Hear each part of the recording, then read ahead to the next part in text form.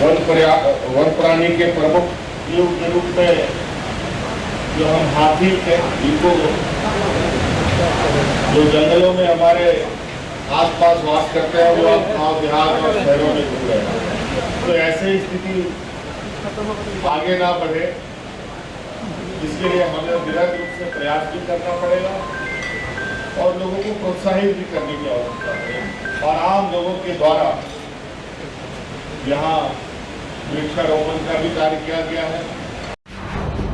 झारखंड जो समृद्ध है, कभी न खत्म होने वाली सभ्यता और संस्कृति, प्राकृतिक सौंदर्य के खजाने से, धार्मिक सहिष्णुता के खजाने से, रहस्य संस्कृति और सभ्यता हमें मधुर बोल सुनाती हुई जब आप पेड़ के बीच से वनों के बीच रहते हैं, तो अलग सा बड़ा ही मधुर संगीत हमारे कानों को बड़ा ही गणमान्य हमारे सभी माननीय मुख्यमंत्री महोदय, माननीय अध्यक्ष महोदय, माननीय विधायक महोदय, सभी के स्वागत संबोधन है।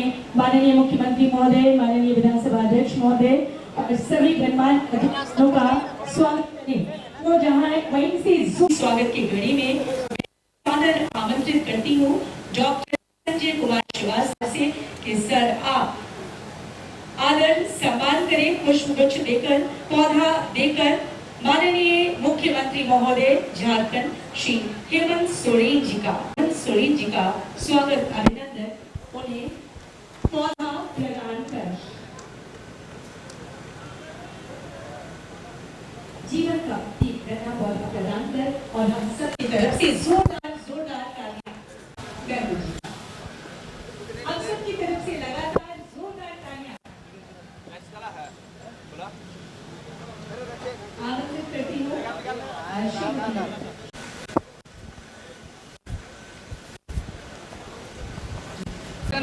उनको भी बोलिए ना, साइड हट जाने ज्योति स्वरूप ब्रह्मभूमिका परिवेश प्रकाशाय गुरुनित्यमी सर्वत्र विशुद्धं वायुमण्डलं न तोरुपं न चाकारो नानुधारिणा चास्पदं परिवेशं सदा रक्ष दीप ज्योति नवखला भले ही कम हो, लोक को बना। राज्यव्यापी वन महोत्सव कभी न भूलने वाला दिन, हर एक वर्ष नए उमंग, नए उत्साह, नए संकल्प के साथ हर वर्ष हम चुनौतियों से, पर्यावरणीय चुनौतियों से जूझने के लिए तैयार। अपनी नदियां, अपनी झरने, अपनी इस प्राणी मात्र के लिए नहीं है, बल्कि एक कठिन चुनौती हम सबके लिए है, हम मनुष्यों के लिए है। हमें कभी लगता है कि चलो ये तो जानवर है, अभी हमें थमना पड़ेगा हर एक उस कार्य के प्रति जिससे हमारा जीवन संकट में पड़ सकता है। और ये तो किसी बिना सर थोड़ा सा पीछे, हाँ राजेंद्र पीछे भी आ जाना, राजेंद्र इधर रहिए इधर। तो हमें हरदम याद दिलाएगा आज के विशेष दिन और हमें करने से जिससे हमारे पर्यावरण को नुकसान हो, जिससे हमारी धरती को नुकसान हो। तो बहुत ही ऐतिहासिक पावन दिन आज का भारत सांस्कृतिक लोकतांत्रिक व्यवस्था में संविधान को सर्वोच्च माना गया है और इसकी प्रमुख स्तंभ विधायिका, जिसे हम झारखंड राज्य में जो लोकतंत्र का राज्य का सबसे पावन मंदिर है, और इसी पावन मंदिर के परिसर में इसी विधानसभा के विशाल परिसर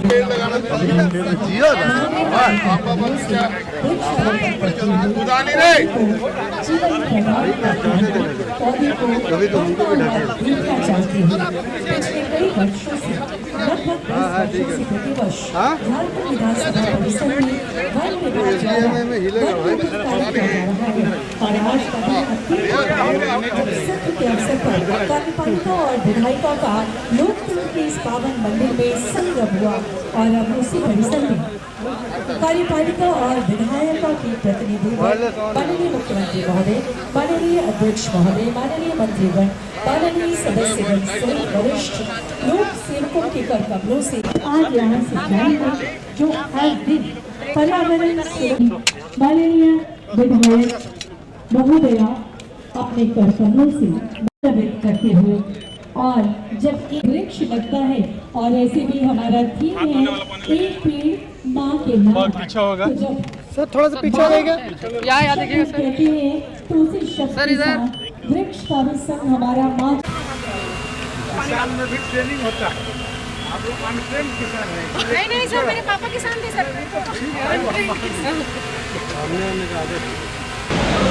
फिर से वन महोत्सव के शुभ अवसर पर वृक्षारोपण के इस कार्यक्रम में और इस कार्यक्रम के आयोजित करता आदरणीय विधानसभा अध्यक्ष रविन्द्रनाथ ठाकुर जी, यहाँ उपस्थित सरकार के मंत्रीगण, यहाँ उपस्थित आराम से करो। हमारे विपक्ष के सदस्य, नेता प्रतिपक्षी एवं पदाधिकारीगण, आप सबका हार्दिक अभिनंदन है, स्वागत है, जोहार है। आज ये 75वां वन महोत्सव का कार्यक्रम है। जो तो हर साल हम लोग यहाँ वृक्षारोपण का कार्य करते हैं, आज विशेष रूप से 1,70,000 साल का, और आप अंदाजा लगा सकते हो 75 साल पहले कोई पेड़ लगा होगा तो वो पेड़ आज किस भाव में स्थिति में होगा।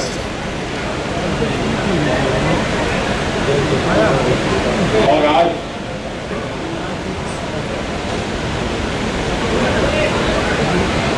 उसी प्रकार वृक्षारोपण का एक कार्यक्रम आयोजित है। हालांकि कभी ऐसा भी वक्त था जब इस राज्य में वृक्षारोपण की आवश्यकता नहीं होती थी। चारों तरफ जंगल, पहाड़, पहाड़ से भरा हुआ ये प्रदेश रहा है, लेकिन मौजूदा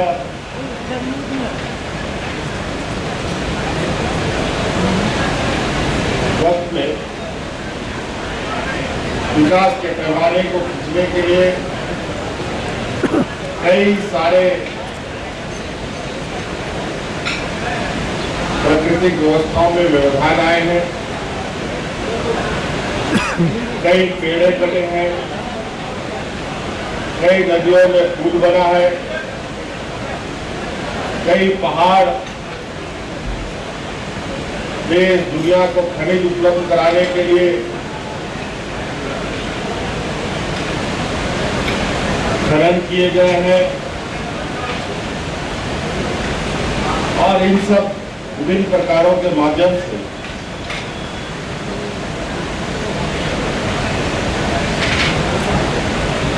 बड़े पैमाने पर प्राकृतिक व्यवस्था में हस्तक्षेप भी हुआ है, और उसी हस्तक्षेप की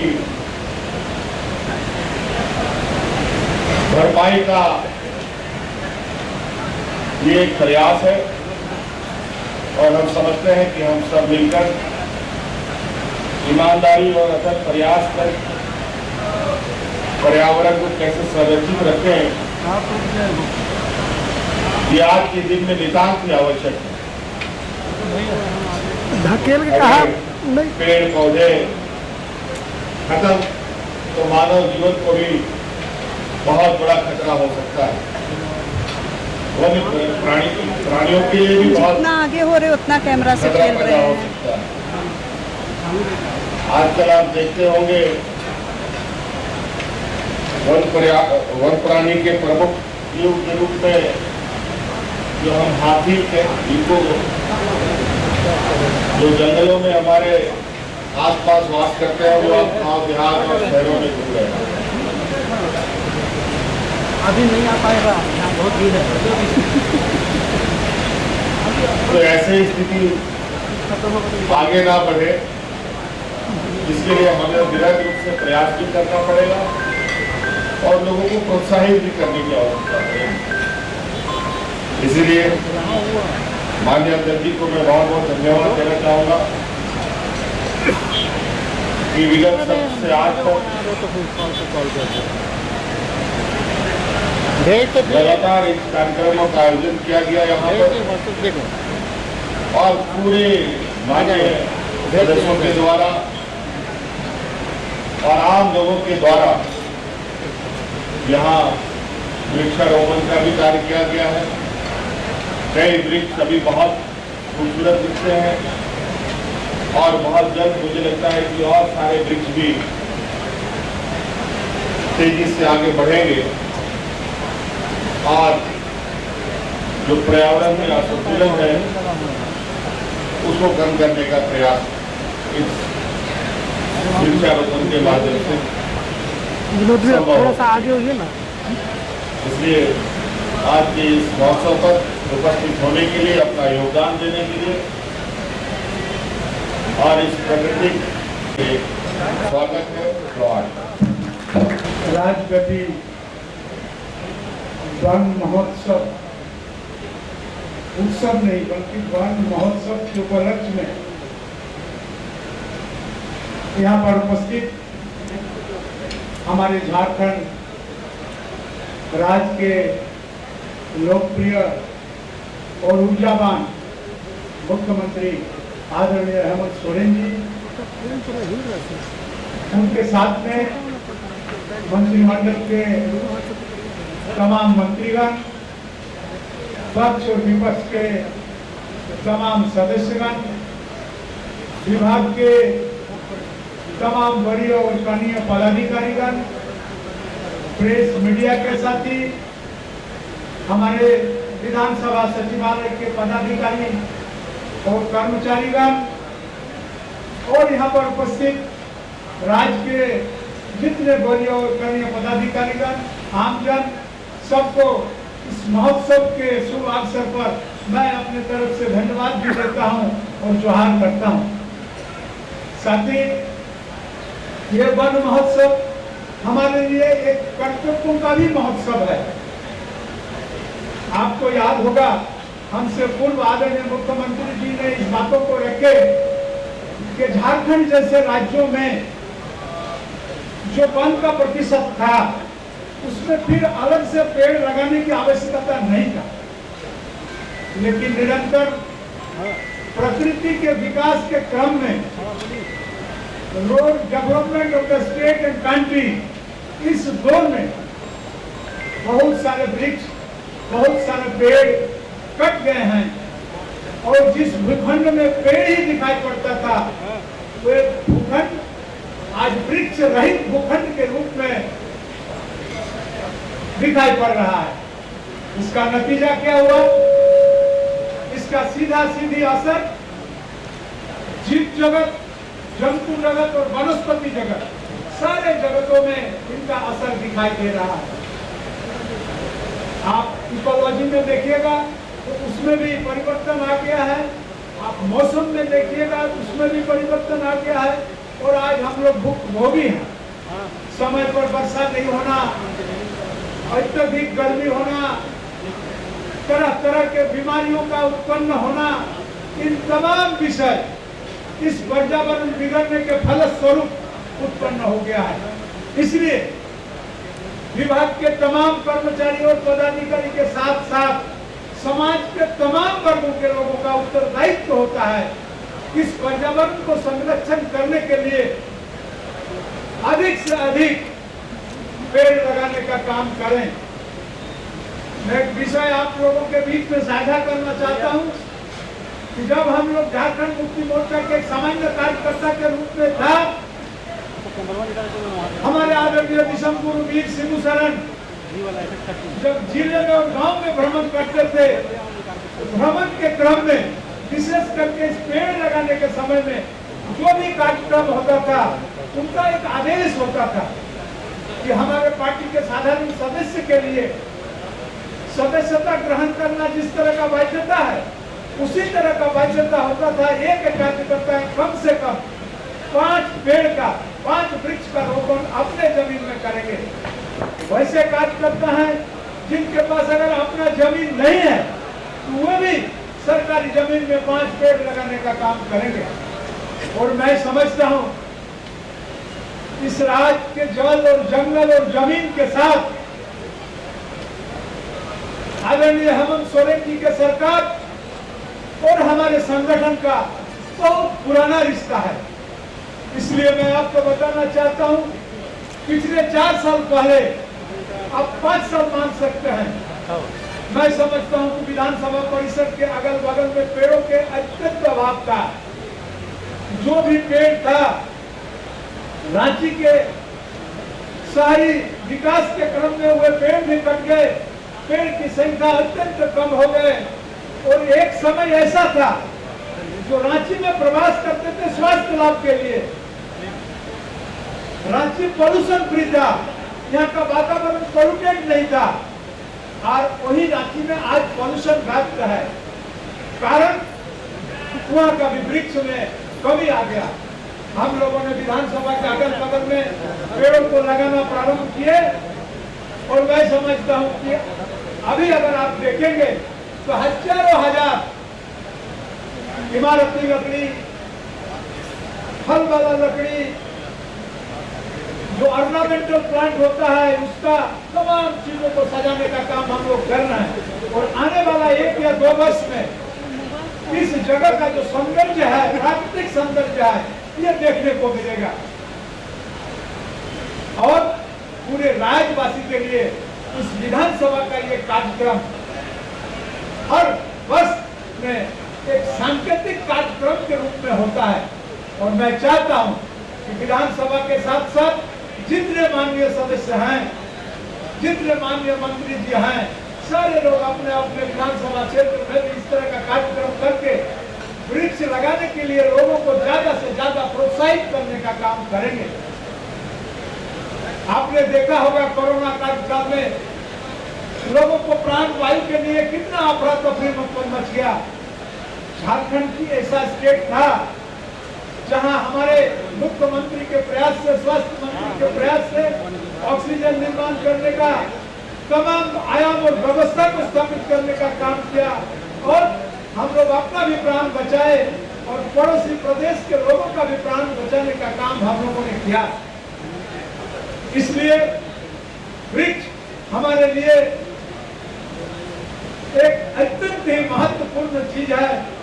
जैसे हम लोग स्वस्थ वृक्ष, जिसको पीपल का पेड़ कहते हैं, जिसके जड़ में ब्रह्मा को मानते हैं, पूरे वृक्ष के फल, पत्ता, टहनी, हर जगह में सारे देवताओं का निवास को मानते हैं हिंदू आइडियोलॉजी के हिसाब से। और जी 24 घंटे जो ऑक्सीजन प्रकृति को देने का काम करता है, ऐसे महत्वपूर्ण वृक्षों का भी संरक्षण करने की आवश्यकता आज हम तमाम लोगों के कंधे पर है।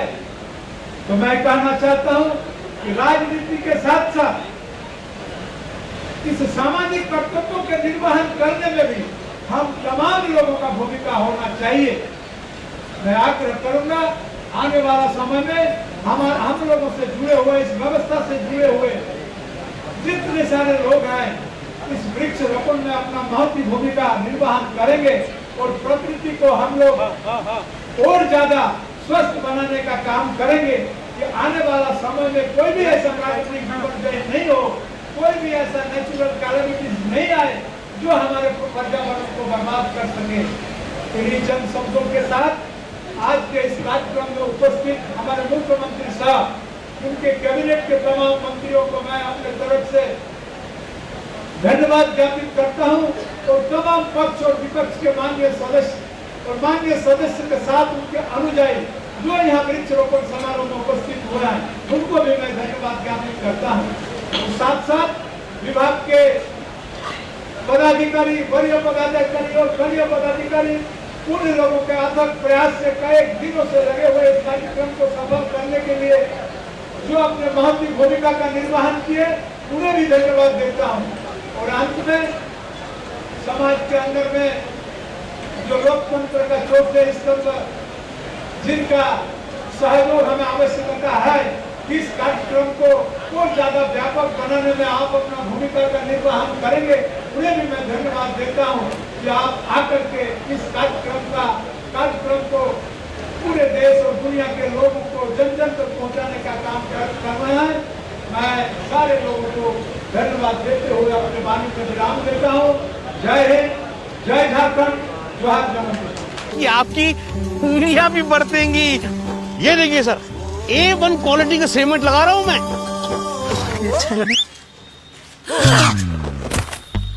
मजबूती का सारा ठेका हम ही लिए हैं का? अरे बॉडी विदाउट स्ट्रॉन्ग बोन किस काम का? देखिए, मजबूत घर चाहिए तो अच्छे सीमेंट के साथ अच्छा सरिया भी लगाइए, तभी तो ऐसा घर बनेगा जो पीढ़ियां बरते। तो कौन सा TMT लगाएं? अरे एक ही तो है, भारत का सबसे भरोसेमंद Saluja gold TMT bars. Extra strong, higher earthquake resistance, flexible, better bonding with cement और सालों का भरोसा। निर्माण में मजबूती चाहिए तो अच्छे सीमेंट के साथ लगाइए सिर्फ सलूजा गोल्ड TMT। अब सही पकड़े हो कॉन्ट्रैक्टर बाबू। सलूजा गोल्ड TMT बार, मजबूती सब कुछ है।